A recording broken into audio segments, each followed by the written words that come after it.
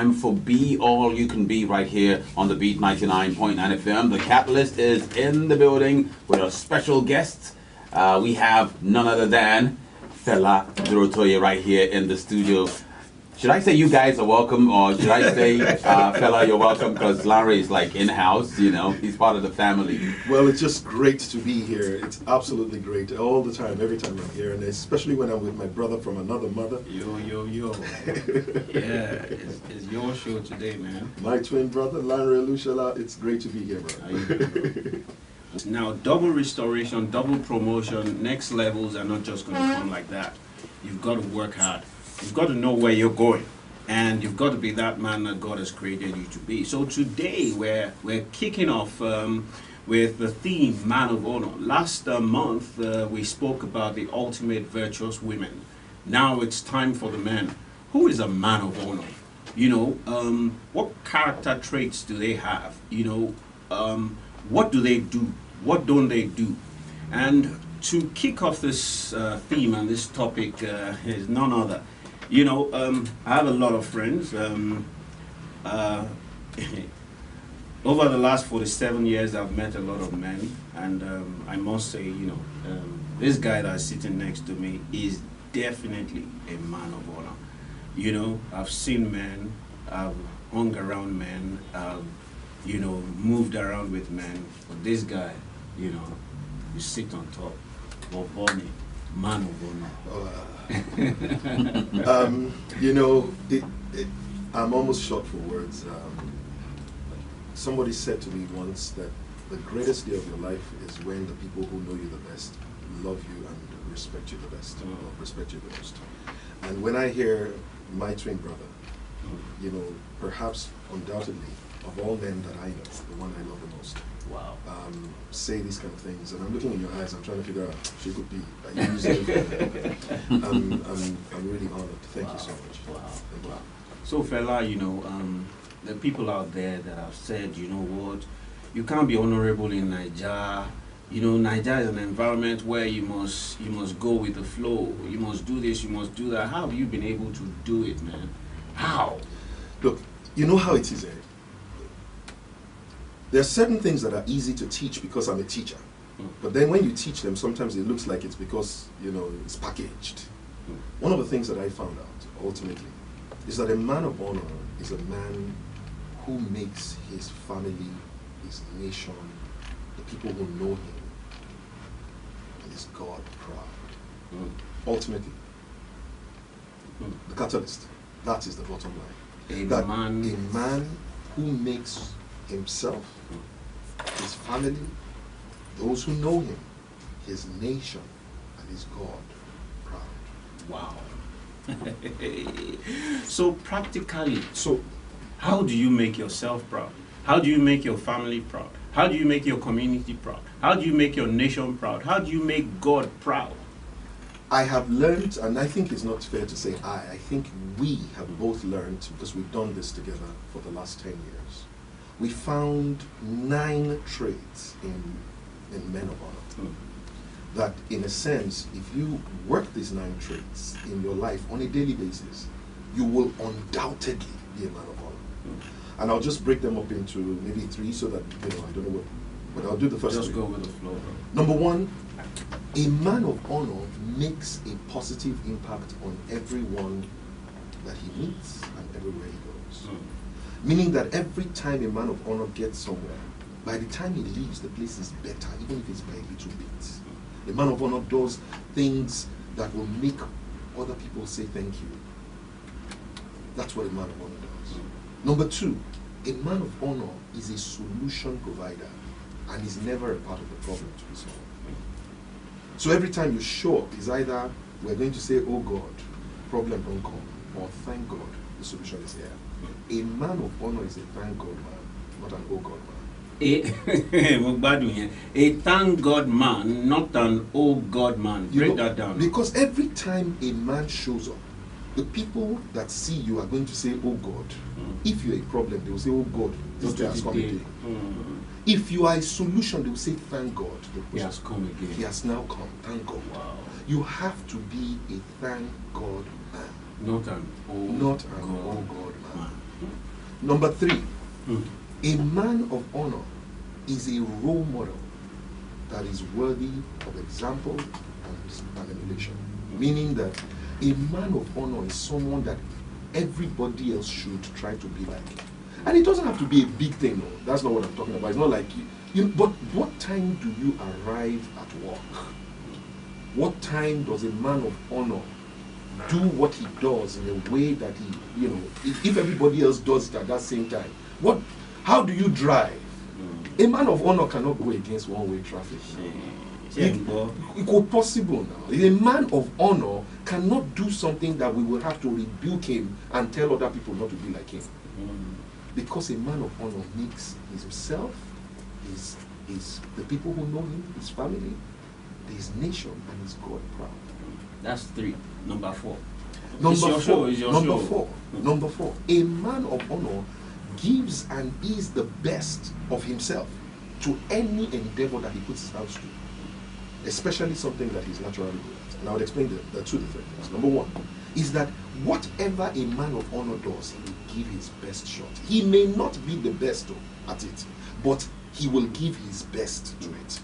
There may be other people that are better than him, but nobody can say that he didn't try to give his best to it. That a man of honor will always give his best to it. Now, a man of honor also finds what he's naturally good at. In other words, what you are talented at, what you are gifted at, what God has already given you good to. So that when he puts effort, he becomes great. That's why men of honor are great, because they are naturally doing, or rather they are doing something that they're already naturally good at. Most people that are not men of honor, that their children don't want to be like them, are doing something that they are not naturally gifted at. So even after hard work, they become good. Nobody wants to. Good is not the big idea. Great is the big idea. So if you want your children to be like you, find what you are already good at, then put effort to become great at it. You know what I've found, right? So if this your number 4 point is so on point.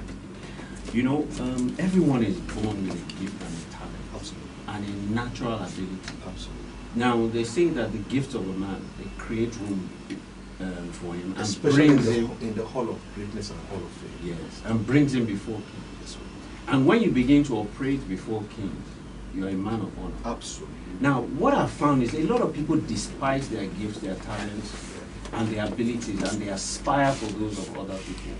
And what begins to happen is your gifts and your talent, they begin to dishonor and disrespect and despise you. So let me add one to what you have said. A man of honor honors his gifts and his talent and his natural ability. And if you honor it, it will transform you into a man of honor. Absolutely. What's the 5th one? The 5th one is that a man of honor tries to do the right thing at all times, regardless of who's watching. Okay? Regardless of how many people are doing the wrong thing. A man of honor can't say everybody's on Shomona. So that's how everybody is. So it may not be Shomona. No, that's not the point. A man of honor knows what is right and does what is right, regardless of who is watching and regardless of how many people are doing the wrong thing. It doesn't, one of the things that you find out is that true character is who you are in the dark. It's who you are when nobody's watching. It's the thoughts in your mind when nobody can hear you are your real thoughts. The words that you speak when you think you are speaking a secret, are the things that determine whether you're a man of honor or not. So you're a real man of honor when you can be honorable in secret. When you can be honorable in secret, when you can open your cupboard and let everybody see whether there are skeletons there.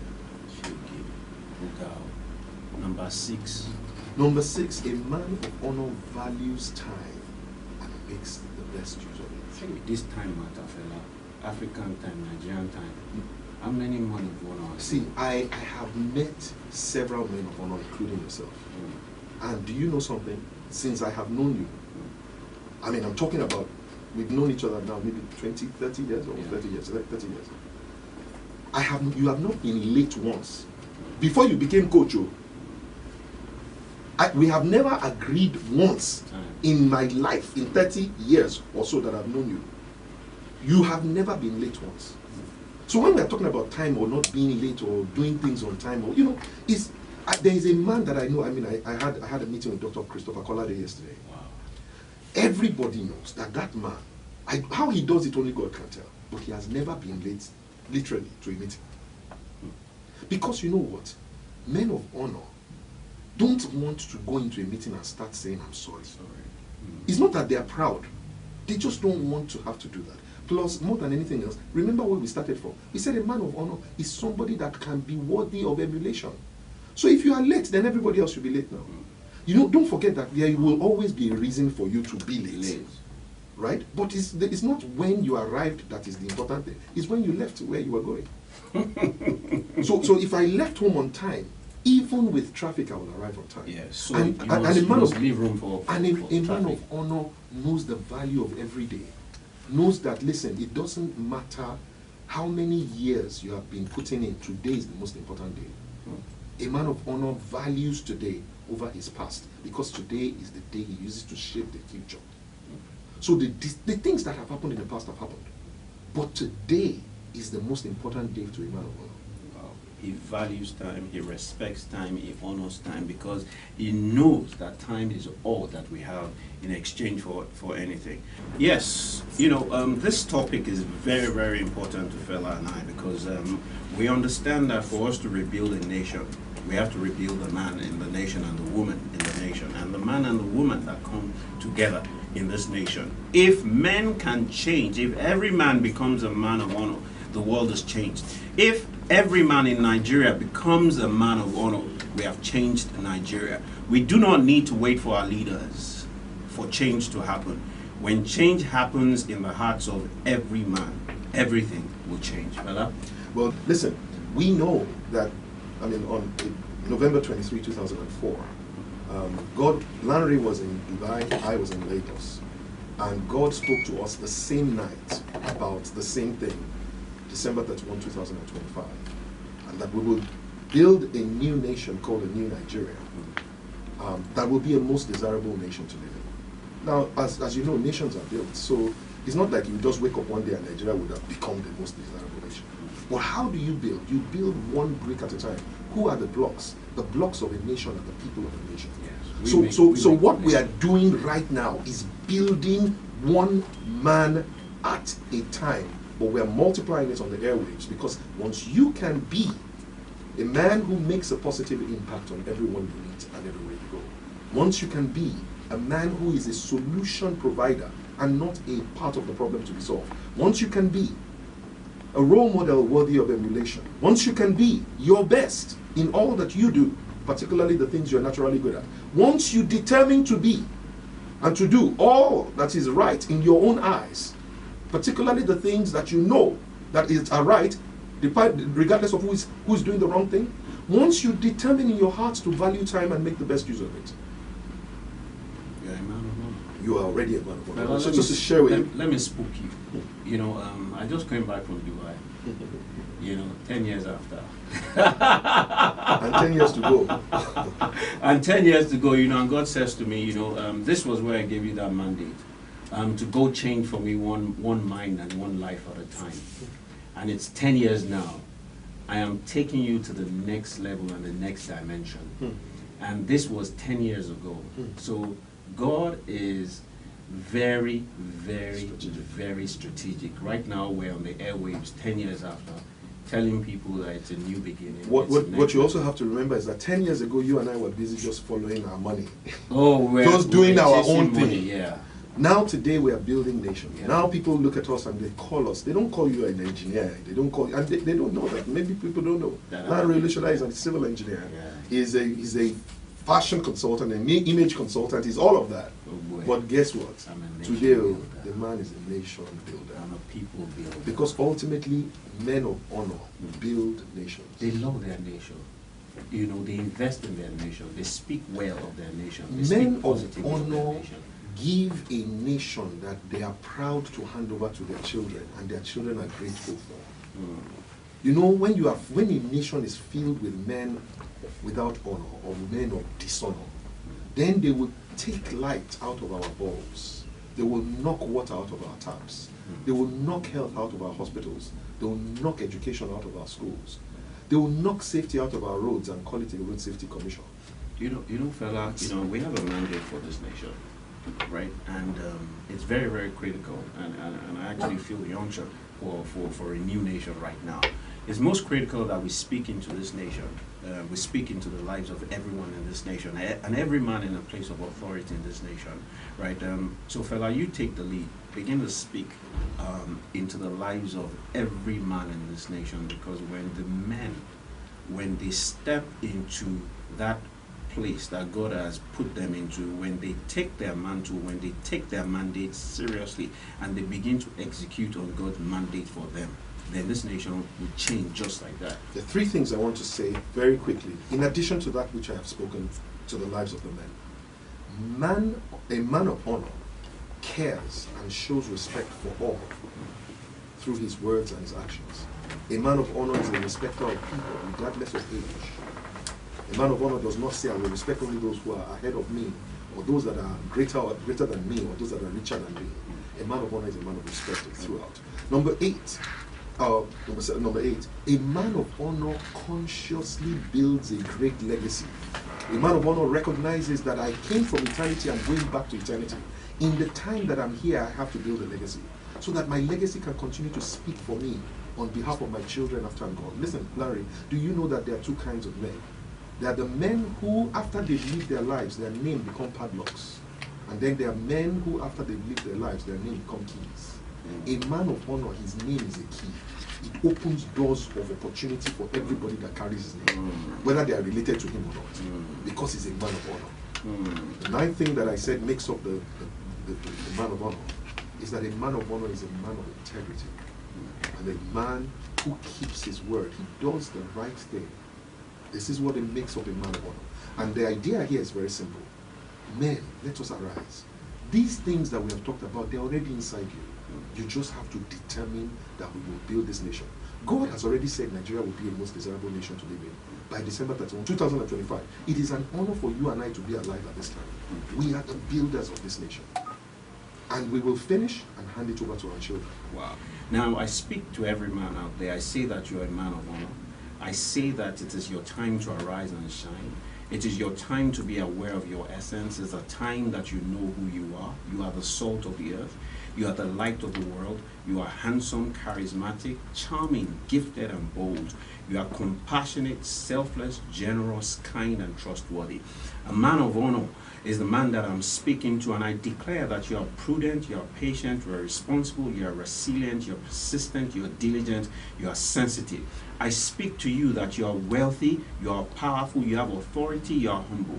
You are a provider, you are a protector, you are a keeper, you are a lover.